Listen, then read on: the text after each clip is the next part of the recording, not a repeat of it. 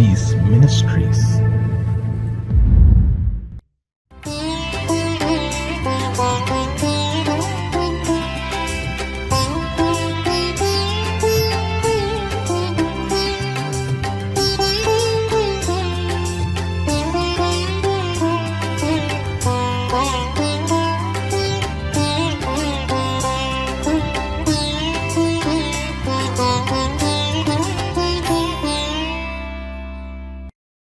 கிறிஸ்துவுக்குள் பிரியமானவர்களே, ஆண்டவரும் இரட்சகருமாகிய இயேசு கிறிஸ்துவின் நாமத்தினாலே காட் கோ சீஸ் மினிஸ்ட்ரிஸ் சார்பாக அன்பின் வாழ்த்துதலை தெரிவித்துக் கொள்கிறேன்.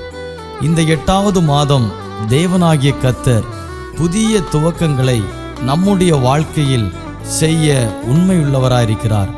8 என்பது வேதத்தின் அடிப்படையில் நியூ பிகினிங், புதிய துவக்கம் என்று சொல்லப்பட்டிருக்கிறது. நிச்சயமாகவே இந்த மாதம் நம் வாழ்க்கையிலே, நமது குடும்பங்களிலே, ஆவிக்குரிய நிலைகளிலே புதிய துவக்கங்களை தரும் என்பதில் எந்த சந்தேகமும் இல்லை. ஒரு ஊழியக்காரனாய் நான் அதை உறுதிப்படுத்தி உங்களை வாழ்த்தி ஆசீர்வதிக்கிறேன். உங்கள் குடும்பங்களிலே, ஊழியங்களிலே, தனிப்பட்ட வாழ்க்கையிலே புதிய துவக்கங்களை கர்த்தர் நிச்சயம் தருவார். தேவனுடைய வாக்குத்தத்தங்கள் ஒருபோதும் மாறாதவைகள். கர்த்தர் நம்மை உயர்த்துகிறவர், நம்மை வாலாக்காமல் தலையாக்குகிறவர், கீழாக்காமல் மேலாக்குகிறவர். கர்த்தருடைய வார்த்தையை கேளுங்கள், நம்புங்கள், விசுவாசியுங்கள். இந்த மாதம் முழுவதும் தேவனாகிய கர்த்தர் நம்மை நடத்த உண்மையுள்ளவராயிருக்கிறார். அவரையே பற்றி கொள்வோம், அவருடைய வார்த்தையின்படி நடப்போம். கர்த்தர் தாமே பெரிய காரியங்களை செய்வாராக. ஆமென்.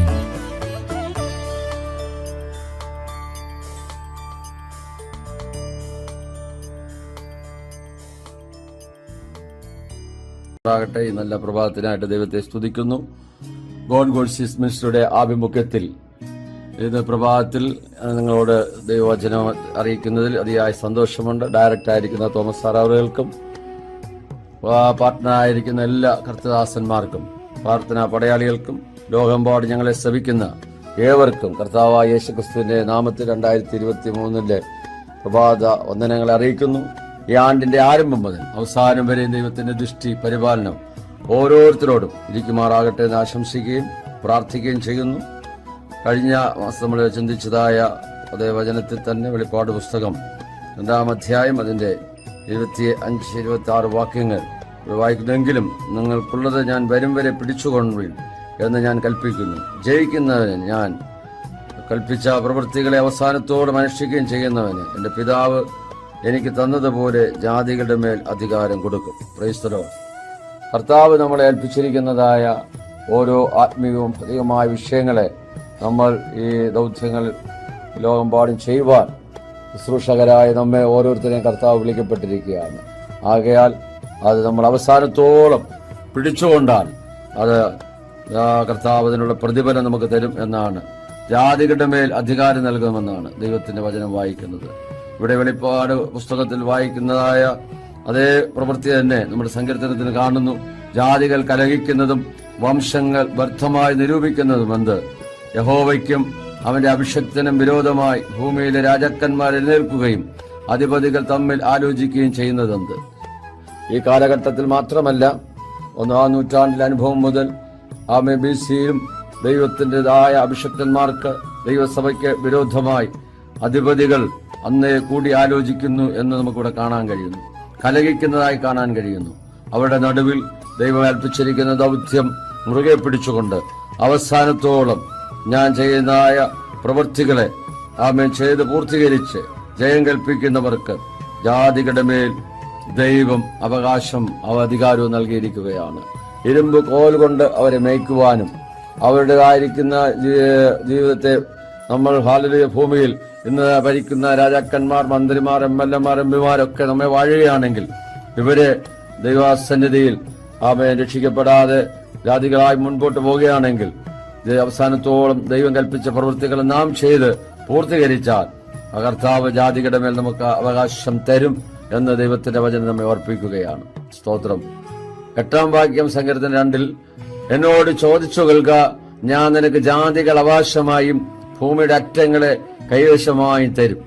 നമ്മൾ ചോദിക്കുമ്പോൾ പ്രാർത്ഥനയിൽ ആമേൻ ഓരോ ദൈവദാസന്മാരുടെ മക്കളും ചോദിക്കുകയാണ്, കർത്താവേ ജാതികളെ അവിടെ നിരീക്ഷിക്കണമേ. അനേക കർത്താവെ ദൈവത്തെ അറിയാത്ത ജനതകൾ ലോകമെമ്പാടും ദൈവമേ ചിതറിപ്പാർക്കുന്ന, വിഗ്രഹാരാധനയായിരിക്കുന്ന, ദൈവത്തെ അറിയാതെ ഉപഗ്രഹങ്ങളെ ആരാധിക്കുന്ന, ആമേൻ കണ്ടതിനെയൊക്കെ വണങ്ങുന്നതായ അനേക ജനതകൾ നമുക്ക് കാണുവാൻ കഴിയുന്നു. നമുക്കറിയാം അബ്രഹാം, അതുപോലെ തേരക്, ഇവരെല്ലാം ദൈവത്തെ അറിയാത്തതായ ആ ജാതിക അംശത്തിലായിരുന്നപ്പോൾ അവരെ ദൈവം വിളിക്കുന്നതായി നമുക്ക് കാണാൻ കഴിയുന്നു. ദൈവത്തിന്റെ വിളി തിരിച്ചറിഞ്ഞ അബ്രഹാം അതെല്ലാം വിട്ടുകൊണ്ട് ദൈവസന്നിധിയിൽ ഒരു ഹല്ലേലൂയ വിശ്വാസികളുടെ പിതാവെന്ന വണ്ണം അറിയപ്പെടുന്ന രീതിയിൽ ദൈവം അവനെ ഉയർത്തുവാനും മാനിപ്പാനിടയായി തീർന്നു. അബ്രഹാം നമ്മുടെ വിശ്വാസികളുടെ പിതാവെന്നറിയത്തക്ക നിലവാരത്തിൽ ദൈവം അവനെ ഉയർത്തി മാനിച്ചതായി നമുക്ക് ദൈവത്തിന്റെ വചനത്തിൽ കാണുവാൻ കഴിയുന്നു. അതുപോലെ ആ കാലഘട്ടത്തിൽ സങ്കീർത്തനങ്ങളെ നമുക്ക് കാണുവാൻ കഴിയുന്നത് ആ രാജാവ് ആമേൻ തന്റേതായിരിക്കുന്ന ദൈവത്തിൻ്റെതായ ആ വിളിയെ തിരഞ്ഞെടുക്കുവാനിടയായി തീർന്നു. ഒന്നാമത്തെ രാജാവായ ശൗൽ പട്ടുപോയപ്പോൾ, അനുസരണക്കേട് കാണിച്ചപ്പോൾ, അവൻ കാലഘട്ടത്തിൽ അമർന്നു പോയപ്പോൾ ദൈവം ഒരു മനുഷ്യൻ, ഒരു ആട്ടിര ചെറുക്കനെ, ഇസ്രായേലിന്റെ മധുര ഗായകനെ താൻ വിളിച്ച് വേർതിരിച്ച് തന്റേതായിരിക്കുന്ന രാജ്യത്ത് 40 വർഷക്കാലം ഭരിക്കുന്നതിന് ജാതികളുടെ മേൽ, രാജ്യങ്ങളുടെ മേൽ ആമേൻ ദൈവം അവൻ അധികാരം കൊടുക്കുന്നതായി നമുക്ക് കാണുവാൻ കഴിയുന്നു. ഹെബ്രോനിലും യെരൂശലേമിലുമായിട്ട് ആമേൻ 40 വർഷം വരെ അവൻ രാജഭാരമേറ്റ് അവൻ നല്ല വയസ്സെന്നവനായി കാല സമ്പൂർണതയിൽ ദൈവത്തോട് ചേരുവാൻ പിതാക്കന്മാരോട് ചേർന്ന് നല്ലൊരു വിശ്വസ്ത സാക്ഷ്യം വഹിച്ചതായി കർത്താവ് തന്നെ പറയുന്ന, എന്റെ ഹൃദയപ്രകാരമുള്ള ദാവീദ് എന്ന് അവൻ ജാതികളെ ഭരിക്കുവാൻ തക്കവനിടയായി തീർന്നു. സ്തോത്രം. ഇവിടെ 9-ാം വാക്യത്തിൽ പറയുന്ന, ഇരുമ്പുകോൽ കൊണ്ട് നീ അവരെ തകർക്കും, കുശവന്റെ പാത്രം പോലെ അവരെ ഉടച്ചു കളയും എന്ന് ദൈവത്തിന്റെ വചനത്തിൽ വായിക്കുന്നു. സ്തോത്രം. നമ്മുടേതായിരിക്കുന്ന ജീവിതത്തില് ആമേൻ ജാതികളുടെ മാത്രമല്ല രാജ്യങ്ങളുടെ മേലും ആമേൻ ഒരു അവകാശം ദൈവം തന്നുകൊണ്ട് അതിനെ ആമേൻ ജയിച്ച് കീഴടക്കുന്ന ഒരു അനുഭവത്തിൽ ദൈവം നമ്മെ കണ്ടിരിക്കുകയാണ്. നമ്മൾ ഏത് മണ്ഡലത്തിലായിരുന്നാലും പൈശാചിക ശക്തികളെ നാം ഭയപ്പെടാതെ, ഇരുട്ടിന്റെ ശക്തികളെ നാം ഭയപ്പെടാതെ മുൻപോട്ട് പോകുന്നുവെങ്കിൽ ദൈവത്തിന്റെ പ്രവൃത്തിയെ തന്നിലൂടെ വെളിപ്പെടുത്തുന്നതായി നമുക്ക് കാണുവാനായിട്ട് കഴിയുന്നുണ്ട്. സ്തോത്രം. വെളിപ്പാട് 12-ാം അധ്യായം 3-ാം വാക്യത്തിൽ നമ്മൾ കാണുമ്പോൾ അവിടെ ദൈവത്തിൻ്റെതായിരിക്കുന്ന വചനത്തിൽ ആമേൻ പ്രകാരം എഴുതിയിരിക്കുകയാണ്, 1-2 വാക്യങ്ങൾ. തദീസിലെ സഭയുടെ ദൂതൻ എഴുതുക, ദൈവത്തിന്റെ ആത്മാവും 7 നക്ഷത്രമുള്ളവൻ അരുളി ചെയ്യുന്നു, ഞാൻ നിന്റെ പ്രവൃത്തി അറിയുന്നു, ജീവനുള്ളവൻ നിനക്ക് പേടുണ്ടെങ്കിലും നീ മരിച്ചവനായിരിക്കുന്നു. സ്തോത്രം. അതുകൊണ്ട് ഉണർന്നുകൊള്ളുക, ചാവാറായ ശേഷിപ്പുകളെ ശക്തീകരിക്കുക. ഞാൻ നിന്റെ പ്രവൃത്തി എന്റെ ദൈവത്തിന്റെ സന്നിധിയിൽ പൂർണ്ണതയായി കണ്ടിട്ടില്ല. നമ്മൾ ചെയ്യുന്ന പ്രവൃത്തികൾ, നമ്മുടേതായ സുവിശേഷ പ്രവർത്തനങ്ങൾ, നമ്മുടേതായിരിക്കുന്ന ആമേൻ താലന്തുകൾ, നമ്മുടേതായിരിക്കുന്ന ദാനങ്ങൾ, ധർമ്മങ്ങളൊക്കെയും ദൈവത്തിന്റെ സന്നിധിയിൽ കർത്താവ് നോക്കുമ്പോൾ ആ പ്രവൃത്തിയിൽ ഞാനും നിങ്ങളും കുറവുള്ളവരാണ്. സ്തോത്രം. നമുക്കറിയാം, കൊർന്നേല്യോസ് എന്ന് പറയുന്ന ഒരു ദൈവഭക്തൻ ഇത്താലിയിൽ ഉണ്ടായിരുന്നു. അദ്ദേഹം എപ്പോഴും ദൈവത്തോട് പ്രാർത്ഥിക്കുന്നവനായിരുന്നു. അവൻ വളരെ ധർമ്മം കൊടുക്കുന്നവനായിരുന്നു. ദൈവത്തെ ഭയപ്പെടുന്ന വ്യക്തിയായിരുന്നു. ദൈവദാസന്മാരെ ബഹുമാനിക്കുന്ന വ്യക്തിയായിരുന്നു. അപ്പോൾ ഒരു ദൂതൻ പ്രത്യക്ഷമായിട്ട് പറയാണ്, കൊർന്നേല്യോസേ, നീ യോപ്പയിലേക്ക് ആളയച്ച് ശീമോൻ പത്രോസ് എന്നതിനെ വരുത്തി പ്രസംഗം കേൾക്കണം. അവൻ നിനക്ക് ഇനി ജീവിതത്തിൽ കുറവുള്ളത് അവൻ നിന്നോട് കൽപ്പിക്കും. അതുകൊണ്ട് നീ അവനെ വിളിച്ചു വരുത്തണമെന്നുള്ളതായ അരുളപ്പാട് ദൂതൻ പറഞ്ഞു കൊടുക്കുന്നതായി കാണാൻ കഴിയുന്നു. പത്രോസിനും അതുപോലെ തന്നെ പ്രാർത്ഥിക്കുവാൻ സമയത്ത് അവനൊരു വിവശത വരികയും ക്ഷണപ്പോൾ അവൻ ഒരുക്കുന്ന സമയത്ത് പ്രാർത്ഥിക്കാൻ വന്മാടത്തിൽ കയറുന്നതായ സമയത്ത് ആമേൻ അതേ തുപ്പട്ടി പോലൊരു ആമേൻ പാത്രം സകല മൃഗജാതികൾ, പർവ്വജാതികൾ, ഇഴജാതികളായി നിറച്ചിട്ട് ഭൂമിയിൽ നിന്ന് സ്വർഗത്തിൽ നിന്ന് ഭൂമിയിലേക്ക് ഇറക്കി വിടുന്ന ഒരു കാഴ്ച കണ്ടിട്ട് പത്രോസിനോട് പറയാണ്, അറുത്തു തിന്നുക. അവൻ പറഞ്ഞു, കർത്താവേ, അശുദ്ധമോ മലിനമായോ ഒന്ന് ഞാൻ ഇതുവരെ ഭക്ഷിച്ചിട്ടില്ല. ഞാൻ വിശുദ്ധീകരിച്ചതിന് നീ അശുദ്ധമെന്നെണ്ണരുത് എന്ന് പറഞ്ഞ് ഇങ്ങനെ ദർശനം 1-2 വട്ടം കാണിച്ച അനന്തരം അത് അവൻ സ്വർഗത്തിലേക്ക് വലിച്ചെടുക്കപ്പെടുകയാണ്. ഇതെന്താകുമെന്ന് ചിന്തിച്ച് വ്യാകുലനായി പ്രാർത്ഥനാ വന്മാടത്തിലിരിക്കുമ്പോൾ ആമേൻ കൊർന്നേല്യോസ് അയക്കപ്പെട്ടതായ വ്യക്തികൾ അവനെ തിരഞ്ഞു വന്നിരിക്കുകയാണ്. ശിമോൻ എന്ന തോൽക്കൊലനായ ശിമോൻ ഇവിടെ പാർക്കുന്നുണ്ടോ എന്ന് ചോദിക്കുമ്പോൾ, നിങ്ങളെ അന്വേഷിക്കുന്ന ആൾ ഞാൻ തന്നെ എന്ന് പറഞ്ഞ് അവൻ തന്നെ തന്നെ വെളിപ്പെടുത്തിക്കൊണ്ട് കടന്നു വരുന്നതായിട്ട് നമുക്ക് കാണുവാനായിട്ട് കഴിയുന്നു. സ്തോത്രം. അവരോടുകൂടെ പാർത്ത് അവർ ചില സഹോദരന്മാരുമായിട്ട് അതേ ചില നാളുകൾ കഴിഞ്ഞപ്പോൾ അവിടെ കടന്നു വരുവാൻ തക്കവനിടയായി തീർന്നു. ആ സമയത്ത് ദൈവത്തിന്റെ പ്രവൃത്തിയെ അവർക്ക് കാണുവാനായിട്ടിടയായി തീർന്നതായിട്ട് ദൈവത്തിന്റെ വചനത്തിൽ നമ്മൾ വായിക്കുന്നു. സ്തോത്രം. അപ്പോൾ പ്രാർത്ഥിക്കുന്ന ദൈവത്തിന്റെ ദാസന്മാരുടേതായ പ്രവൃത്തികളെ അറിയുന്നതായ ഒരു നല്ല കർത്താവ് നമുക്കുണ്ട് എന്നാണ് നമുക്ക് കാണുവാൻ കഴിയുന്നത്. നമ്മൾ കർത്താവിന്റെ വയൽ പ്രദേശത്ത് അധ്വാനിക്കുന്നത്, പ്രാർത്ഥിക്കുന്നത്, മിനിസ്റ്റർ ചെയ്യുന്നത്, അവൻ ഉപവസിക്കുന്നത്, നമ്മുടേതായ രഹസ്യം പരസ്യമായ എല്ലാ കാര്യങ്ങളിലും ദൈവത്തിൻ്റെതായിരിക്കുന്ന അതേ കൃപ ഇന്നോളം കൂടെ ഉണ്ടായിരുന്നു എന്ന് നമുക്ക് കാണാൻ കഴിയുന്നു. അത് നമ്മൾ ചെയ്യുന്ന പ്രവൃത്തികൾ ഇനിയും അധികം വർദ്ധിക്കുവാൻ കർത്താവ് നമ്മളെക്കുറിച്ച് ആഗ്രഹിക്കുന്നുണ്ട്. ആ നിലയിൽ ദൈവത്തിൻ്റെതായ വലിയ പ്രവൃത്തിയെ വെളിപ്പെടുത്തുവാൻ നമുക്ക് സഹായിക്കുമാറാകട്ടെ. സ്തോത്രം. അതേ ദൈവത്തിന്റെ വചനം ഇവിടെ പിന്നെ വായിക്കുന്ന എങ്ങനെയാണ്? എബ്രായർ 3:6 നമ്മൾ വായിക്കുന്നു. സ്തോത്രം. ക്രിസ്തുയേശുവോ അവന്റെ ഭവനത്തിനൊക്കെയും അധികാരിയായ പുത്രനായിട്ട് തന്നെ പ്രത്യാശയോടെ ധൈര്യവും പ്രശംസയും നാം അവസാനത്തോളം മുറുകെ പിടിച്ചുകൊണ്ടാൽ നാം തന്നെ അവന്റെ ഭവനമാകും. Praise the Lord. നമുക്കൊരു പ്രത്യാശയുണ്ട്. ഈ ലോകത്തിൽ മാത്രമല്ല, വരുവാനുള്ള ലോകത്തിലും നമ്മൾ പ്രത്യാശയുള്ളവരായി കാണപ്പെടുകയാണ്. ദൈവത്തിന്റെ ആ സ്വീകാര്യത മുറുകെ പിടിച്ചുകൊണ്ട് ഈ പാപമങ്കൂരമായ ലോകത്തിൽ നാം ആയിരിക്കുമ്പോൾ ആമേ മത്സ്യം വെള്ളത്തിൽ കിടക്കുന്നെങ്കിലും അതിന് ഉപ്പ് ലേശവും ഏശാതവണ്ണം ആമേ അത് ഓരോ ദിവസവും മുൻപോട്ട് പോകുന്നത് പോലെ ലോകമയമായ ജഡമയമായ പാവരമായ ഏതനുഭവങ്ങളും നമ്മുടേതായ ആത്മീയ ജീവിതത്തെ കവർന്നു കൊണ്ടുപോകാതെ വണ്ണം നമ്മൾ ക്രിസ്തുയേശുവിന്റെ ഒരു നല്ല പടയാളിയായി, നല്ല ഭവനക്കാരനായി, നല്ല ആമേ വേലക്കാരനായി കർത്താവിൻ്റെതായിരിക്കുന്ന വേല അവസാനത്തോളം വിശ്വസ്തയോടെ ചെയ്യുന്നുവെങ്കിൽ നല്ലവനും വിശ്വസ്തദാസനും എന്നുള്ളതായ വിളിക്ക് ഓഹരിക്കാരായി തീരുകയും നമുക്ക് കർത്താവിന്റെ രാജ്യത്തിൽ മഹാപ്രതിഫലങ്ങൾ വിവാഹിക്കപ്പെടുകയും ചെയ്യും. യാതൊന്നും ജാതികളുടെ മേൽ നമുക്ക് അധികാരം നൽകും. ഇരുമ്പ് കോൽ കൊണ്ട് അവരെ മേയ്ക്കുവാനും ശവന്റെ പാത്രം പോലെ ദൈവികമായ നിലയിൽ ഗൈഡൻസ് ചെയ്യുവാനും കർത്താവ് നമ്മെ കണ്ടിരിക്കുന്നു എന്നുള്ള കാര്യം നമ്മൾ മറന്നു പോകരുത്. അതുകൊണ്ട് പകൽക്കാലം ഏതെങ്കിലും വിഷയത്തിൽ ഭാരത്തോടെ ആരെങ്കിലും ആയിരിക്കുന്നുവെങ്കിൽ നിങ്ങളെ കാണുന്ന ഒരു കണ്ണ് പകൽക്കാലം നിങ്ങളെ കൊണ്ടിരിക്കുകയാണ്. നിങ്ങളുടെ ആകുലതകൾ മാറുവാൻ, നിങ്ങൾ ഭാരപ്പെടുന്ന വിഷയത്തിന്മേൽ രോഗിയായിട്ടോ ആ സാമ്പത്തിക ഞെരുക്കമായിട്ടോ കൊറോണ വൈറസിന്റെ ആയ ഏതെങ്കിലും പിടിയിലോ പരിക്ഷോഭത്താലോ ഏതെങ്കിലും കുട്ടികൾ പൈശാച മണ്ഡലത്താൽ നിങ്ങൾ ഭാരപ്പെടുന്നെങ്കിൽ അതിനെല്ലാം ജയിച്ച ജയവനായ ക്രിസ്തു നമുക്കിതിനെല്ലാം ജയിപ്പാനായിട്ട് കൃപ നൽകുമാറാകട്ടെ. Praise the Lord. നമുക്ക് ഒരു നിമിഷം ദൈവത്തോട് പ്രാർത്ഥിക്കാം. പകൽക്കാലം നമുക്ക് സമർപ്പിക്കാം. കേട്ട വചനത്തിന്റെ മുമ്പിൽ നമ്മളെ തന്നെ സമർപ്പിക്കുമ്പോൾ ദൈവത്തിന്റെ വലിയ പ്രവൃത്തിയെ സ്വർഗത്തിലെ ദൈവം നമ്മോട് ചെയ്യുവാനിടയായി തീരും. സ്വർഗത്തിലും ഭൂമിക്കുന്നാഥനായ ഞങ്ങളുടെ ദൈവമേ, സ്വർഗസ്ഥ പിതാവേ, ഗോൾഡ് മിനിസ്ട്രിയുടെ ആഭിമുഖ്യത്തിൽ കർത്താവേ, ഇന്ന് പകൽക്കാലം നമുക്ക് ഹല്ലേലൂയ ദൈവവചനങ്ങളെ ലഭിപ്പാൻ തക്കവണ്ണം സ്വർഗത്തിലെ ദൈവം ഇടയാക്കിയ വലിയ കൃപകൾക്കായി, വലിയ മാറ്റത്തിനായി ഞങ്ങൾ ദൈവത്തെ സ്തുതിക്കുകയാണ്. കർത്താവേ, അവിടുന്ന് കർത്താവേ ഇതിനായിരിക്കുന്ന ദൈവം അനുഗ്രഹിക്കണം. കുടുംബമായി ശക്തമായി 2023 കർത്താവെ ഭയപ്പെടുത്തുമാറാകണമെന്ന് പ്രാർത്ഥിക്കുന്നു. കഴിഞ്ഞ നാളുകളേക്കാൾ ശക്തമായി ലോക എമ്പാടും ദൈവത്തിന്റെ വേല ശക്തമായി ചെയ്യത്തക്ക നിലവാരത്തിൽ അദ്ദേഹത്തെ കർത്താവ് അവിടെ അഭിഷേകം ചെയ്തു. തന്റെ ഹൃദയത്തിന്റെ ആഗ്രഹങ്ങളെ ദൈവം അവിടെ നൽകുമാർത്തികളെ വിശാലമാക്കണമേ, പ്രവർത്തനങ്ങളെ വിശാലമാക്കണമേ. കർത്താവെ, രാത്രി പ്രാർത്ഥനകൾ, ഉപവാസ പ്രാർത്ഥനകൾ, അവിടുന്ന് ചെയ്യാനിരിക്കുന്നതായ വലിയ കർത്താവെ മിശ്രികളെല്ലാം ദൈവം അവിടുന്ന് വിശാലതയിൽ കൊണ്ടുവരുന്ന കൃപയ്ക്കായി സ്തോത്രം ചെയ്യുന്നു. ഇതിനകത്ത് പ്രവർത്തിക്കുന്ന ഓരോ അഭിഷക്തന്മാർക്കായി പ്രാർത്ഥിക്കുന്നു.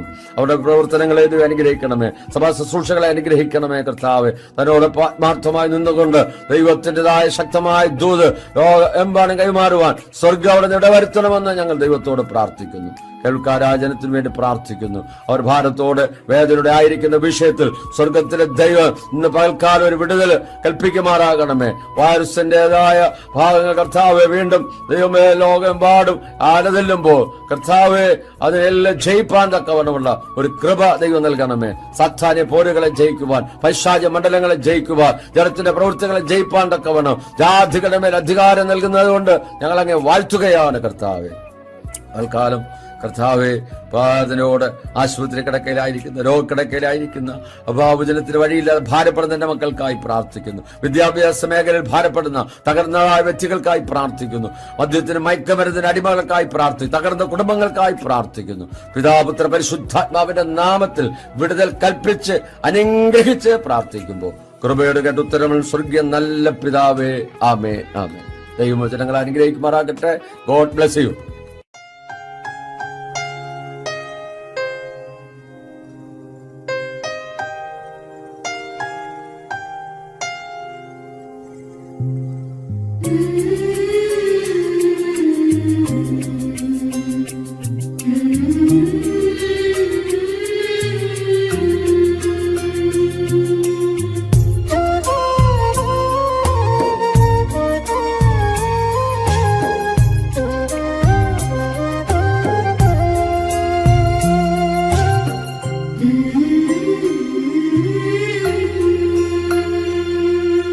ലോകം മുഴുവൻ നേടിയാലും നിന്നാത്മാവു നശിച്ചാലെന്തു ഫലം?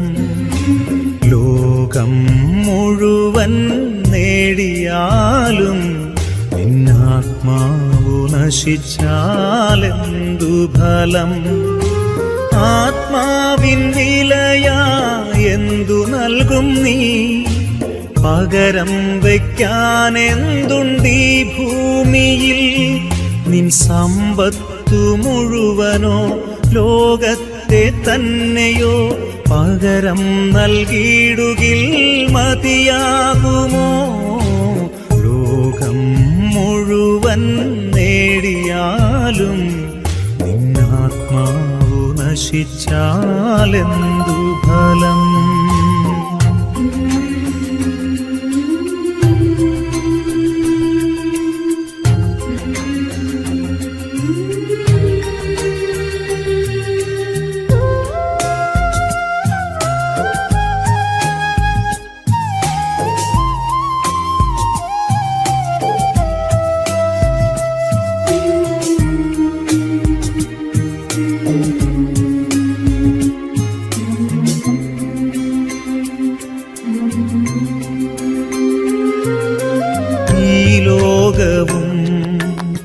അതിലുള്ളതൊക്കെയും നശ്വരമാണെന്നറിഞ്ഞിടുവിൻ. ഈ ലോകവും അതിലുള്ളതൊക്കെയും നശ്വരമാണെന്നറിഞ്ഞിടുവിൻ. അല്പസുഖങ്ങൾ നൽകിയിടും ലോകം നാശത്തിൻ പാതകൾ തുറന്നു തരും. അനശ്വര സൗഭാഗ്യം നേടിയിടുവാൻ ദൈവത്തിൻ ആത്മാവിൽ ജീവിക്കുവിൻ. അനശ്വര സൗഭാഗ്യം നേടിയിടുവാൻ ദൈവത്തിൻ ആത്മാവിൽ ജീവിക്കുവിൻ.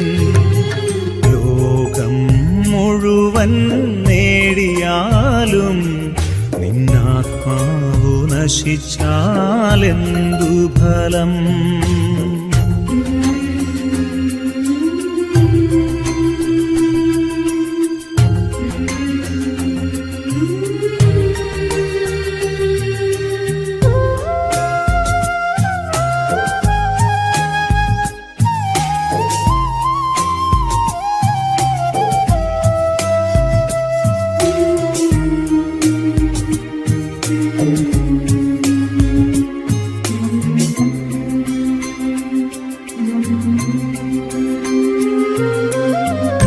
ജീവിതം ദൈവത്തിൻ ദാനം, അവിടുത്തെ നാമം പുകഴ്ത്തിയിടുവിൻ. ഈ ജീവിതം ദൈവത്തിൻ ദാനം, അവിടുത്തെ നാമം പുകഴ്ത്തിയിടുവിൻ. വരുവാനിരിക്കുന്നതൊന്നുമേ നമ്മൾ അറിയുന്നില്ലെന്നോർത്തിയിടണം. സർവം ഭരിക്കുന്ന ദൈവത്തിൻ മുൻപിൽ ജീവനും ആത്മാവും സമർപ്പിച്ചിടാം. സർവം ഭരിക്കുന്ന ദൈവത്തിൻ മുൻപിൽ ജീവനും ആത്മാവും സമർപ്പിച്ചിടാം. ലോകം മുഴുവൻ നേടിയാലും നിന്നാത്മാവു നശിച്ചാലെന്തു ഫലം? ലോകം മുഴുവൻ നേടിയാലും നിന്നാത്മാവു നശിച്ചാലെന്തു ഫലം? ആത്മാവിൻ വിലയായെന്തു നൽകും നീ? പകരം വയ്ക്കാൻ എന്തുണ്ടീ ഭൂമിയിൽ? നിൻ സമ്പത്തു മുഴുവനോ ലോകത്തെ തന്നെയോ പകരം നൽകിയിടുകിൽ മതിയാകുമോ? ലോകം മുഴുവൻ